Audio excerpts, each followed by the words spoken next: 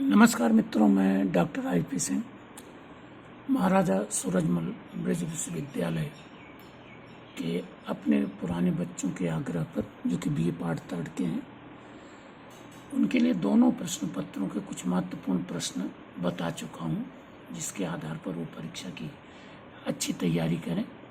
उन्हीं के आग्रह पर कुछ नोट्स भी प्रस्तुत कर रहा हूँ। उसमें से एक नोट्स सूर्योदय एक संभावना नरेश मेहता लिखित कविता के प्रतिपाद्य के रूप में भी प्रस्तुत कर रहा हूँ।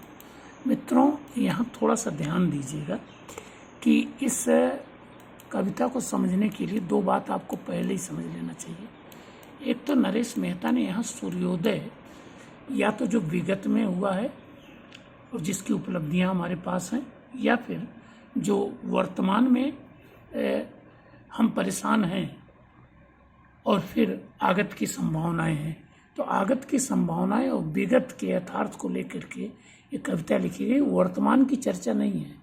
इससे लगता है कि नरेश मेहता वर्तमान से कहीं न कहीं विक्षुब्ध है। दूसरा ये भी ध्यान रखें, वे भारतीय संस्कृति के प्रबल पक्षधर हैं, लेकिन अंध समर्थक नहीं है। संशय की एक रात में उन्होंने भगवान राम की शक्ति के प्रति भी कहीं न कहीं प्रश्न चिन्ह खड़ा कर दिया है।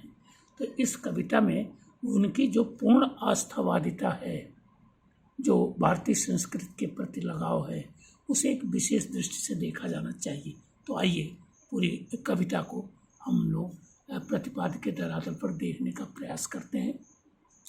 सूर्योदय एक संभावना द्वितीय तार सप्तक के कवि नरेश मेहता द्वारा लिखित प्रयोगवादी कविता है, जो उनके काव्य संग्रह जहाँ क्षितिज है में संकलित है। इसके वैशिष्ट्य को समझने के पूर्व रचनाकार के व्यक्तित्व और कृतित्व को समझ लेना आवश्यक है। साथ ही साथ उस पृष्ठभूमि को भी, जिसमें भारतीय मनीषा अपने उपकारक संदर्भों के प्रति विनम्र आस्था निवेदित करते हुए उन्हें देवकोट में स्थापित कर देती है। साथ ही यह भी कि उगते या डूबते सूरज को हिंदी के साहित्यकारों ने आम आदमी के जीवन संघर्ष से जोड़कर अनेकशः देखा, परखा और प्रस्तुत किया है। वस्तुतः सूर्य हमारी भारतीय संस्कृति में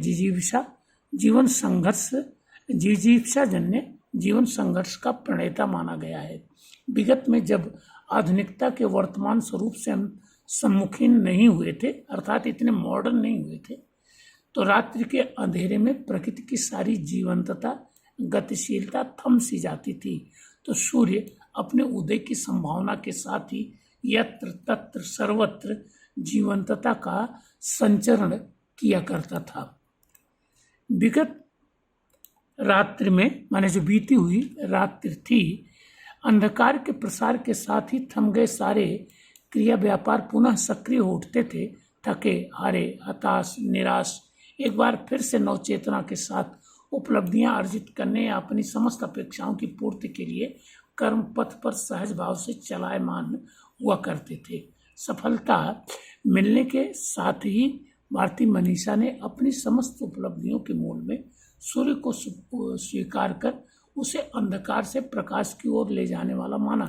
इतना ही नहीं, कृतज्ञता के वशीभूत होकर उसे देवता के रूप में प्रतिष्ठित किया गया और उसके उदय तथा अस्त को विविध संदर्भों से जोड़कर न जाने कितनी मान्यताएं स्थापित की गई।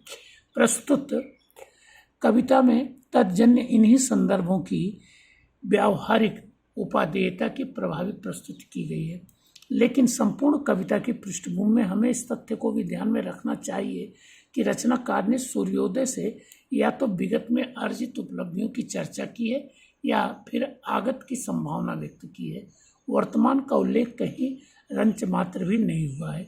इससे स्पष्ट संकेत मिलता है कि कवि वर्तमान परिवेश से कहीं न कहीं असंतुष्ट है और चाहता है कि विगत में सूर्योदय के साथ अपने कर्म कौशल का समायोजन कर हम जिस प्रकार उपलब्धियों के शीर्ष पर विराजमान हो विश्वगुरु बन गए थे, जिसमें मानव मूल्यों की प्रतिष्ठा थी, उसी प्रकार हमें एक बार फिर से अपने को स्थापित और प्रतिष्ठित करना चाहिए। इसीलिए यह कविता प्रतिपाद्य की दृष्टि से एक गहन अनुभूति और अभिव्यक्ति की कविता मानी जा सकती है, जिसके कतिपय विशिष्ट धरातल इस प्रकार देखे जा सकते हैं। नंबर 1, भारतीय आस्थावादिता का निदर्शन। आस्थावादिता उस मनोस्थिति को कहते हैं जहाँ किसी के भी प्रति मन की विश्वसनीयता स्थिर हो जाती है। इसीलिए यह मानवीय जीवन दर्शन का बहुत ही विशिष्ट संदर्भ माना गया है। यहाँ मन की चंचलता किसी के प्रति विश्वसनीयता के धरातल से गुजरकर शंका, आशंका, दुविधा आदि न जाने कितने नकारात्मक संदर्भों से पूर्णतया विमुक्त हो जाती है। भारतीय मनीषा अपने जीवन दर्शन में आस्था के ऐसे न जाने कितने तथ्यों की प्रतिष्ठा करती है जिनके सहारे यहाँ के लोग बड़ी से बड़ी विसंगतियों से सहज ही सम्मुखीन हो जाते हैं और उनका आत्मबल बिखरने नहीं पाता। सूर्य को देवता के रूप में स्थापित करके प्रतिष्ठित करना इसी आस्थावादिता का परिणाम है। रचनाकार ने उसकी इसी उपादेयता को आद्योपांत स्वीकार किया है। मित्रों, अगर इस आस्था को समझना चाहें तो बस उस देवी गीत में समझ लें जो प्रायः महिलाएं गाती हैं, और आप सभी ने सुना होगा कि नव दुर्गे में या कभी जागरण का गीत गाया जाता है तो गाती हैं कि मैया के दुआरे एक कोड़ी पुकारे, और फिर आगे ही वो लाइन गाती हैं, मैया इसे काया देनी पड़ेगी, या मैया तेरे द्वारे एक बाझिन पुकारे, मैया इसे बेटा देना पड़ेगा। ये आस्था के ईश्वर हैं जो हमारे भारतीय जिजीविषा को जीवंत बनाते हैं। नंबर 2, भारतीय परंपरागत मान्यताओं का समर्थन। उक्त आस्थावादिता भारतीय जीवन दर्शन का एक पूरक अंश बन स्थापित हो गई है और आम आदमी इससे जुड़ी मान्यताओं को निरंतर स्वीकार करता रहा है।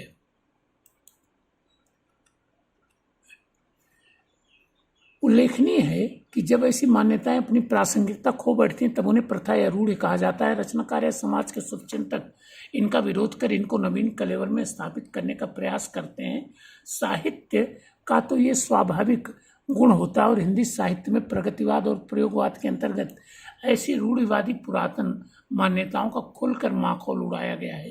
लेकिन इस मानसिकता के प्रबल समर्थक होकर भी नरेश मेहता ने सूर्य और सूर्योदय से जुड़े संदर्भों को उपादेय तथा रचनाधर्मी मानकर उनका खुलकर न केवल समर्थन किया है बल्कि उनके पुनः प्रचलन की अपेक्षा भी की है। नंबर 3, अक्षुण जिजीविषा का संदेश।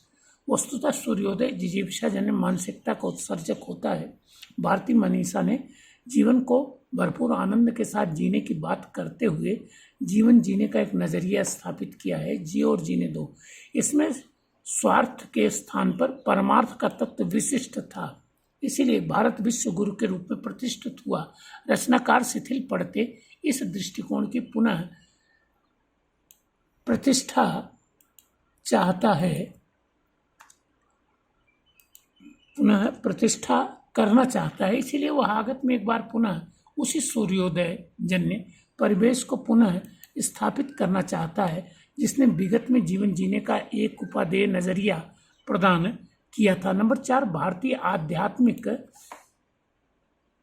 चेतना का समर्थन। भारतीय जीवन दर्शन की एक अनुपम विशिष्टता यह रही है कि उसने जीवन ही नहीं प्रकृति की समस्त घटनाओं के मूल में एक परम सत्ता के अस्तित्व को निरंतर स्वीकार किया है। कुछ अपवादों को छोड़ देती आस्थावादिता ने हमें जीवन जीने का एक सार्थक एवं व्यावहारिक नजरिया प्रदान किया है। इसीलिए यह कविता के मध्य रचनाकार कविता के मध्य निरंतर आध्यात्मिक संदर्भों की प्रस्तुत तो करता ही है, अंत में पूरी तरह उसे स्थापित भी करता है। कल फिर